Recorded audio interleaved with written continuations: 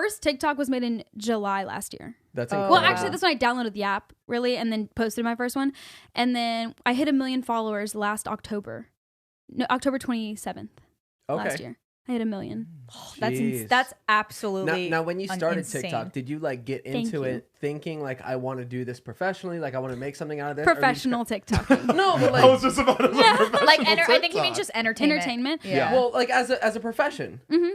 So my entire life, I've like was in competitive dance, and I feel like anyone in competitive dance like grows up wanting to perform and entertain. Yeah. So it wasn't like a question for me. It was kind of just something I'd always had a passion for. And then in Louisiana, like realistically, Zane, are you okay? I'm kidding. Zane, pay attention. He's just slowly falling over. He falls asleep. He's like, and now I fall asleep randomly all the time. I was off camera, but the fact that you just talked to me and she's gonna put the camera now on I'm gonna put the camera on. Love the spot, right? I'm just saying. I need everyone to have coverage on this episode. No, but in Louisiana, it's like not really common for people to just be like, oh yeah, chase your dreams. Like it's very routine in the South. You know, it's like, you know, you kind of know. Most people get like stuck. Yeah, well, because it's like, just especially in Florida, and not in a bad way. It's just like, oh, you kind of grow up knowing like this is comfortable, and like you know, you go to high school, you graduate, you find someone you love, and you marry them, then you go to college, and then you have babies by 18. Yeah, over there, it wasn't necessarily like anyone pushing me to do anything about it. Like, oh, you love to do this, like, cool. Dance for your college team or something. Helping you and like pushing you a lot to pursue your dreams? Yeah, 100%. They always have been supportive, but I think they didn't push me to do anything about it because I didn't necessarily have that like I've always had drive to do things and like intention, but I never like I also was in a relationship for a really long time and like for 5 years, like, you know, high school all throughout. Yeah. And so like in that relationship, I was like, oh, I definitely don't want to move ever or leave, you know, and not be with this person because I kind of thought like, oh, in Louisiana, you know, you find the one you want to be with and then you stay with them and then you kind of stay where they are. There's nothing else, like life doesn't exist. Exactly. So that's kind of how I thought. And so they never like pushed me outside of that because I didn't want to be pushed outside of that. Mm-hmm. But then once I did go to college, I went to study sports broadcasting journalism, which was kind of going to be like, for me in my brain, it was like, this is my way to like get into like entertainment, you know, without having people being like, okay, that's unrealistic. You're not going to go to LA and you're not going to be a movie star. You're not going to do that, you know? But you had the intention or hope of I had that kind of like other, like my mindset was also thinking like, okay, this is going to be the way I do it, you know? Because if I can't do it by going to LA and making it, then I got to do something about it here because I love this. Yeah. And then I went there for a few months. I was there for like 3 months in college and I realized I was really bad at, I wasn't bad at writing papers, but it was just taking a lot of time. I didn't want to spend my time writing papers. I wanted to do the talking. And so I went to my like counselor's office and I was like, so can I get the papers to switch to pre-dental? Which was like, obviously, I know, completely opposite. Right? Pre-dental. Right? So and then literally, I think 2 weeks later, I went to LA for the first time.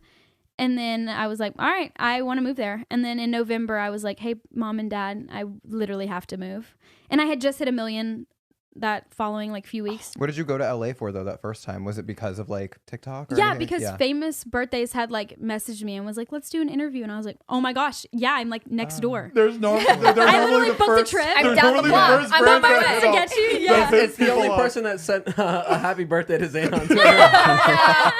And then deleted it. No. More to it. Yeah. I had 2 verified birthday posts from verified accounts, and one of the most famous birthdays, and the other one was this other article, and they deleted it after 10 minutes. We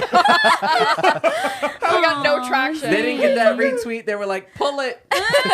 Pull the plug. Yeah, you definitely need to say it's your birthday when it comes to like social media, like, you know. Mm-hmm. Yeah. You gotta play it up. Yeah. I like this year. I just didn't care. Really. So I was just like, I didn't really. So would either. you say like they gave you like your big break and inspired you to come out here? I wouldn't say like big break or anything, but I would say like it definitely was like my excuse to get out to LA like ASAP, you know. And then I did that. I came here. Did you like it? And the Famous Birthdays? No, LA. Yeah, I loved it. I mean, I came here one other time before that trip, and it was when I was 16, and I like begged my mom to take me here with my cousin and my best friend, and I was like, please, for my 16th birthday, that's all I want is to come to LA. Probably took a picture like this. So we did. Oh, 100%, like 30. It's so exciting because you're coming from like not to say nothing, but you're coming from something that's completely different from like what you grew up in. You went from LA to LA. LA to LA. Yeah. And do you miss Louisiana? I get asked that a lot, and I feel like the answer is always no. Okay. Not because of anything specifically. Like I love my family that is all there because most of them are in Louisiana and Texas. But from like a home like standpoint, no, because I don't really have a sense of home, which is like so sad to say. But like I really don't. I've like moved to so many places. Yeah. While like throughout my childhood that I like don't have a sense of like, oh, if you could go back home, I'm like, where is that? You know, like what exactly is that? Because do you know where you started? Like where I was born in Lafayette, and then after 5th grade. So like I mean, you can't really remember that much from that time. So it's like I wouldn't go back to like be around people that I was with until I was in 5th grade. And then in 6th grade, I went to Houston and I lived there for 3 years. And then I moved to North Louisiana, which is a completely different place.